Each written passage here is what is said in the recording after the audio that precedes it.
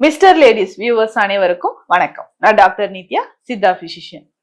மலச்சிக்கல் கான்ஸ்டிபேஷன் அப்படின்றது பெரிய ஒரு தொந்தரவாகத்தான் நிறைய பேருக்கு இருக்கு. இப்போ 2 நாட்கள் எனக்கு மோஷன் போகல, அதுக்கு அடுத்து நான் என்ன செய்யலாம், உடனே எனக்கு மோஷன் ஆன ஒரு பெஸ்ட் ரிலீஃப் கிடைக்கணும் அப்படின்னா நிறைய பேர் ஏங்கிட்டு இருக்கீங்க. முக்கியமா பார்த்தோம்னா இந்த கான்ஸ்டிபேஷன் பிரச்சனை வாரத்திற்கு ஒரு நாள் மோஷன் போறது, இல்ல 3 நாளுக்கு ஒரு முறை மலம் கழிப்பது, இந்த மாதிரியான ஒரு ஹேபிட் நிறைய பேருக்கு இருக்கு. ஸோ இந்த மாதிரி நமக்கு மலம் வெளியேறாமல் இருக்கும் பொழுதுதான் நிறைய பிரச்சனைகள் நம்ம உடல்ல ஏற்படுதுன்னு சொல்லலாம். பிரச்சனைகள் அப்படின்னு சொல்லனா உடல் உபாதைகள், அதாவது அசிடிட்டி ஏற்படுறதுல இருந்து நமக்கு தலைவலி ஏற்படுறது வரைக்கும், முக்கியமா இந்த ஹார்மோன் ரிலேட்டட் ப்ராப்ளம்ஸ் ஏற்படுறதும் நமக்கு இந்த மலச்சிக்கல்னாலதான் ஏற்படுது. முக்கியமா பார்த்தோம்னா நம்ம பாடியில ஆர்கன்ஸ் ஃபெயிலியர் ஆகுதுன்னு வச்சுக்கோங்க. கிட்னியும் இல்ல லிவர்ல ஏதாவது ப்ராப்ளம் இருக்கு, முக்கியமா போன் டென்சிட்டி குறையுது, இந்த கால்சியம் டிஃபிஷியன்சி இருக்கு, போன்ஸ் எலும்புகள் ரொம்ப தேய்மானம் ஏற்படுது. இந்த மாதிரி கண்டிஷன்ல எல்லாம் பார்த்தோம்னா நமக்கு மலச்சிக்கல் ஒரு முக்கியமான ஒரு உடல் உபாதையாக இருக்குன்னு சொல்லலாம். தினமும் ஒரு நாளைக்கு 2 வேளை நம்ம மலம் கழிப்பது ரொம்ப ரொம்ப அவசியமான ஒரு விஷயம். இதற்குதான் நம்ம சித்த மருத்துவத்துல இந்த மலம் கழிக்கிறதுக்குன்னே சில வழிமுறைகள் சொல்லியிருக்காங்க. இப்ப நேச்சுரலா நமக்கு மோஷன் எந்த கலர்ல இருக்கணும், நம்ம வெளியேற்றக்கூடிய மலம் எந்த மாதிரி இருக்கணும், எந்த நிறத்தில் இருக்கணும், ஒரு நாளைக்கு எத்தனை வேளை நம்ம மலம் கழிக்கணும், இந்த மாதிரி விதிமுறைகள் எல்லாமே சித்த மருத்துவத்துல சொல்லியிருக்காங்க. 6 மாதங்களுக்கு ஒரு முறை நிச்சயமாக பேதி மருந்து எடுக்கணும். அதே மாதிரி விரேஷனம் அப்படின்னு சொல்றோம். விரேஷனத்தால் வாதம் தாழும். விரேஷனம் அப்படின்னா பேதி மருந்து எடுக்கக்கூடிய முறை. வாத நோய்கள் இருக்கக்கூடிய நபர்களுக்கு, முக்கியமா இந்த வாதம் தொடர்பாக இருந்து தோல் நோய்கள் வருது நிறைய பேருக்கு, இந்த மாதிரி கண்டிஷன்ல இருக்கிறவங்களுக்கும் அதாவது இந்த விரேஷனம், அதாவது பேதி மருந்து எடுக்கிறது ஒரு முக்கியமான ஒரு வழக்கத்தில் இருக்கக்கூடிய ஒரு முறையாக இருக்கு. இப்போ நீங்க சித்த மருந்துகள் எடுக்கணும்னாலும் மருந்து எடுக்கிறதுக்கு முன்னாடி, வாத நோய்கள் தொடர்பாக நீங்க மருந்து எடுக்கிறதுக்கு முன்னாடி அந்த பேதி மருந்தை எடுத்துட்டு அதுக்கப்புறம் நம்ம மற்ற மருந்துகள் எடுத்தோம்னா அதுக்கு ஒரு எஃபெக்ட் ரொம்ப அருமையா இருக்கும், அப்சார்ப்ஷன் கரெக்டா இருக்கும், மலச்சிக்கல் இல்லாமலும் நம்ம பார்த்துக்கலாம். இல்ல எனக்கு 2 நாள் ஆகுது, ரொம்ப ரொம்ப டேஞ்சர், இந்த மலச்சிக்கல் வயிற்றுலயே நம்ம அந்த மோஷனை கழிவ உடல்லையே தேக்கி வச்சிட்டு இருந்தோம்னா பல நோய்கள் நமக்கு உண்டாகுதுன்னு சொல்லலாம். ஊன் உடம்பு ஆலயம் அப்படின்னு சித்த மருத்துவத்துல சொல்லியிருக்காங்க. அப்படி இறைவன் இருக்கக்கூடிய நம்ம உடலை நம்ம எவ்வளவு சுத்தமாக ஆரோக்கியமாக வைத்திருக்கணும். மலத்தை நம்ம தேக்கி தேக்கி வச்சுட்டே இருந்தோம்னா பல நோய்கள் நிச்சயமாக உண்டாகும். அடுத்தது, இப்போ 2 நாட்கள் எனக்கு மோஷன் போல, நான் என்ன சாப்பிடணும், இம்மிடியட்டா எனக்கு மோஷன் போறதுக்கு நான் என்ன செய்யணும், அதுக்கு அடுத்து எனக்கு மலச்சிக்கலே இல்லாமல் இருப்பதற்கு எந்த மாதிரியான உணவுகள் எடுக்கணும், இதுதான் நிறைய பேரோட கேள்வியாக இருக்கு.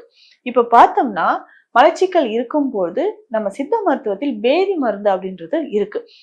சித்த மருத்துவரோட அறிவுரைப்படி இப்ப டாக்டர்கிட்ட போனீங்கன்னா, எனக்கு இத்தனை நாள் எனக்கு மோஷன் போகவே இல்லை, 2-3 days ஆகுது, பட் இது ஒரு தொடர் கதையா இருந்துகிட்டே இருக்கு, 1 வருடங்களுக்கு மேலாக எனக்கு இந்த கம்ப்ளைண்ட் இருக்கு, இல்ல எனக்கு ஆஃப்டர் டெலிவரிக்கு அப்புறம் தான் இந்த பிரச்சனை இருக்கு, ஒரு சர்ஜரி பண்ணுங்க, போன் ஃப்ராக்சர்னு சொல்லிட்டு ஒரு சர்ஜரி பண்ணுங்க, அதுக்கப்புறம் தான் எனக்கு இந்த மலச்சிக்கல் இருக்கு, இல்ல மெனோபாஸ் டைம் இருக்கக்கூடியவங்களும் சொல்லுவாங்க.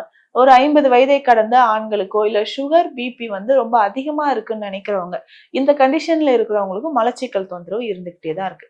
அப்போ இதற்கு சித்த மருத்துவத்தில் பார்த்தோம்னா முருகன் விதை மாத்திரை, அகத்தியர் குழம்பு, கௌஷிகர் குழம்பு, இந்த மாதிரியான மருந்துகள் இருக்கு. இதுல பேசிக்கா பார்த்தோம்னா முருகன் விதை மாத்திரையை எடுத்துக்கலாம்.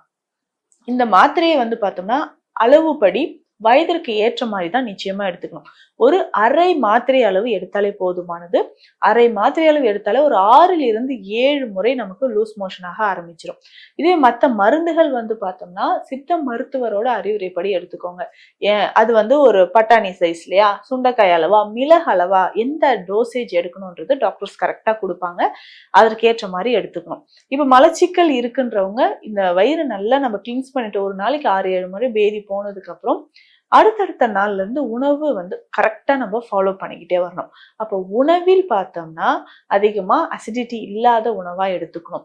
நீராகாரம் எடுக்கிறது, மோர் நிறைய உணவுல சேர்த்துக்கிறது, கீரை வகைகள் நிறைய எடுத்துக்கணும்.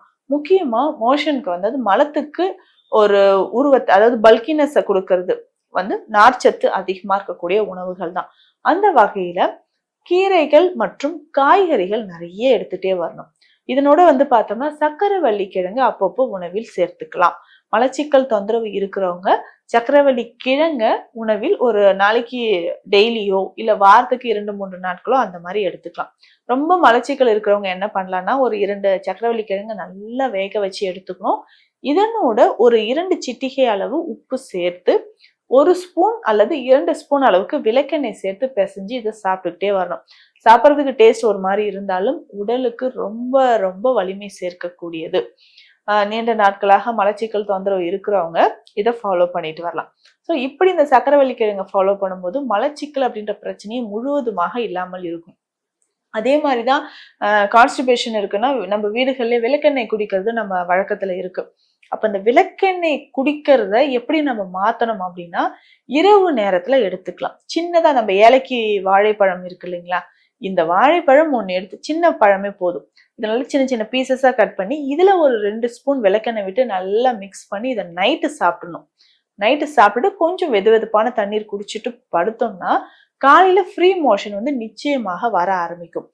இது நம்ம உடல்ல இருக்கக்கூடிய, அதாவது கட்ல ஏதாவது புண்கள் இருக்கு, இன்ஃப்ளமேஷன் இருக்குன்னா அதை ஆற்றுவதற்குமே இது பயன்படுது. அந்த சின்னதா ஒரு நல்ல கனிந்த வாழைப்பழத்தை எடுத்து விளக்கெண்ணெயோடு சேர்த்து கலந்து நம்ம சாப்பிட்டுட்டே வரும்போது நம்ம குடல் பகுதியில் இருக்கக்கூடிய கழிவுகள் மொத்தமாக வெளியேறுது அப்படின்னு சொல்லலாம்.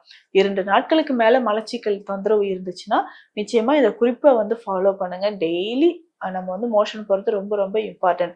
இரவு நேரத்துல நிலாவரை சூர்ணமோ இல்லைன்னா கடுக்காய் இல்லைன்னா திரிஃபலா சூர்ணம், நிலாவரை சூர்ணம், கடுக்காய் பொடி, திரிஃபலா சூரணம் இந்த மாதிரியான சித்த மருந்துகளை ஒரு 2-5 கிராம் அளவுக்கு எடுத்து வெந்நீர்ல கலந்து சாப்பிடணும். அதே மாதிரி காலையில எந்திரிச்சோடனே கொஞ்சம் வெந்நீர் குடிக்கிறது ரொம்ப ரொம்ப இம்பார்ட்டன்ட்.